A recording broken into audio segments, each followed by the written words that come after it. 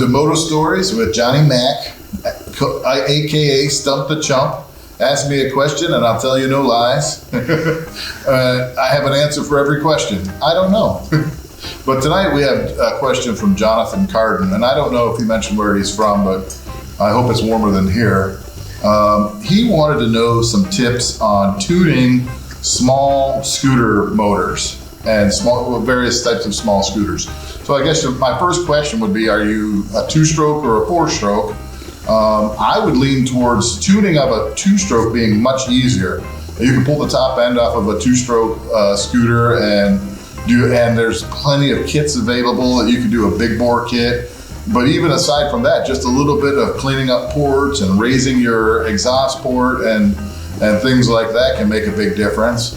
You're also asking the wrong person, because I'm Mr. Stock everything, so I'm not a tuner. I like to keep things stock, but I can say there are definitely situations, especially if you have a 50cc bike, where you almost have to do some tuning on those bikes.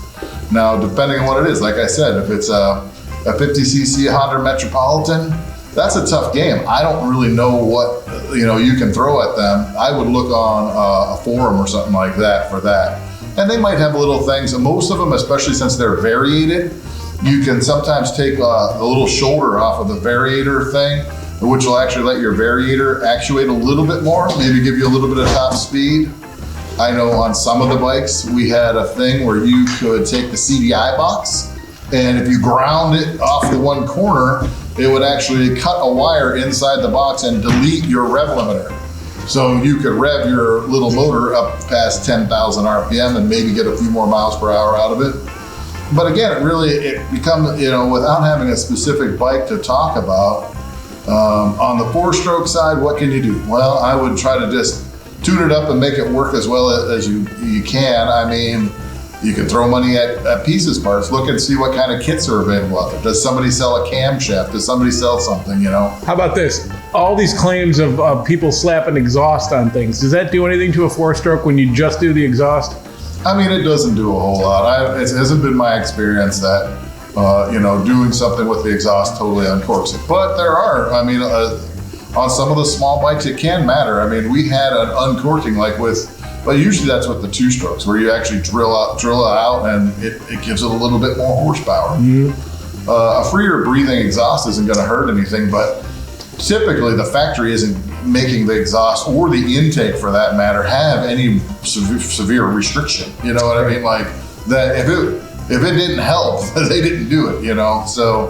So, and then if he's talking about a two-stroke, most people, if you have a 50cc bike, you get the 77cc Plini kit or something. Kit. And then also a two-stroke. A pipe on a two-stroke does help. But so also, I take for instance, my scooter. I put a big bore kit on it. Took it from 125 to 177 cc's. It also had bigger ports. It had everything and all kinds of stuff. Can you just do jets, or do you have to replace the carb? Just jets, that's all I did. But you can, so it all depends on how far you want to go. Yeah. Just like anything, I mean, how much money do you spend and how much time do you want to, every horsepower counts, every horsepower costs, so. And then what about reliability to performance? What do you think the ratio is? I mean, usually those two are inverse, but there are some solid things there are little things that you can do that really aren't going to hurt anything, especially on a two-stroke. Buying a kit, most of the kits are just as good as a stock, as a stock setup. They're well built, and if you don't run it, but the thing is, it lets you run it at a little harder, Mm-hmm. But I can't think of anything. I mean, obviously carbs, but going to a bigger size carb doesn't always give you more horsepower. Really just fine tuning and trying to jet things and make it work better. You can try pulling your air cleaner off, and you can try uncorking your exhaust, but then you're just going to play a game of trying to jet it, and it may really not yield much, especially on four strokes. It's tough. Yeah. So what do you think? That's probably your answer, isn't it? That's probably my answer. All right, hold on. We could go on unnaturally aspirated. We can do nitrous. We can try to, and honestly, there are little turbo kits. There's little supercharged kits and stuff that you can buy for CT90s and stupid stuff. I just jumped on this side because now we got to talk about the Blue Ball 500 that just took place. So we're going to have some footage of the Blue Ball 500. So today, compared to what, a week ago? Yeah. So we had too much snow on the ice. Today it got to be 50 degrees before it goes down to 20 again tomorrow, and then also freezes. Yeah. So everything kind of melted down. We had just an ice surface. Yeah, a little bit of slush, but mostly all the snow had melted off the ice, so it was a little wet, but it was pretty good. And then I don't know if you can see in the background, but we got the old Badger 80.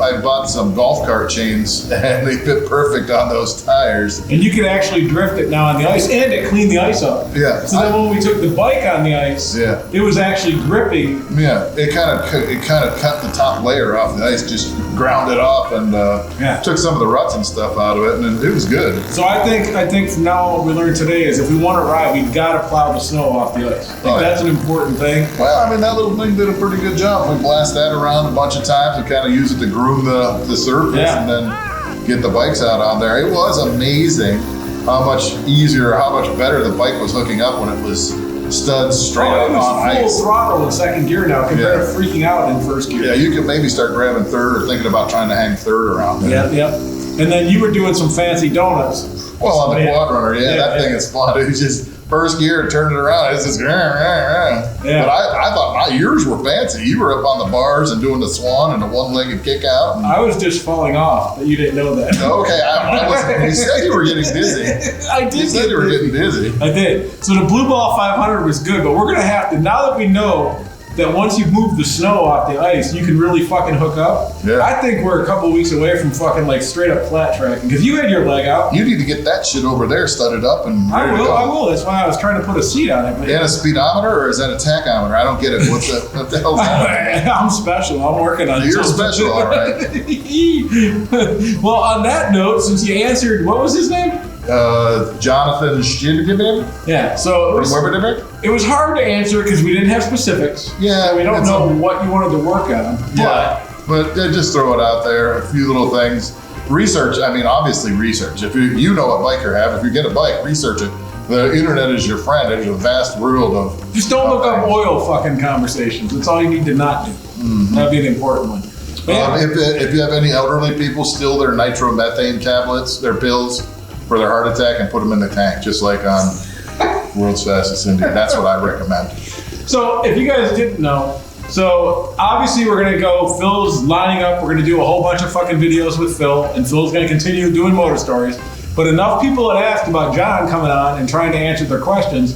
So this is just, we're doing this as well. So It's all about the content. yep, we're just bringing more different kinds of angles to this whole thing. We're gonna show you some stupidity that a bunch of 50-year-old fat guys get into every once in a while. John's gonna squeeze out some of that knowledge that he has about all the years of like, when we go somewhere and he buys a rusted thing and then it's running 25 minutes later, so he's gonna drop some of that for you. That was a $100 little quad runner that I bought my daughter. And we had $250 worth of fun today. It's so paid you me can't- back in spades. Yeah, you can't beat it. So yeah, that's it, man. So And we got some snow machine projects to work on. yeah, and we're gonna have a blizzard in a day or two, so I'm he's got to so get excited. it done. It's gonna I'm be so fucking excited. on. So yeah, the I cinch feel like on. Saturday or Sunday, I want to just come out and spend all day fucking around. Yeah, I'm in. I'll fucking be here. All right. Yeah. So all right, guys. So at that note, what do we say? Drive fast and take chances. Drive. Ride fast. Right. Drive. Well, Well, you're. I'm right. Well, all right. Ride fast and take chances. Ba, ba, Ba, ba, ba, ba, ba, ba, ba, ba, ba, ba, ba.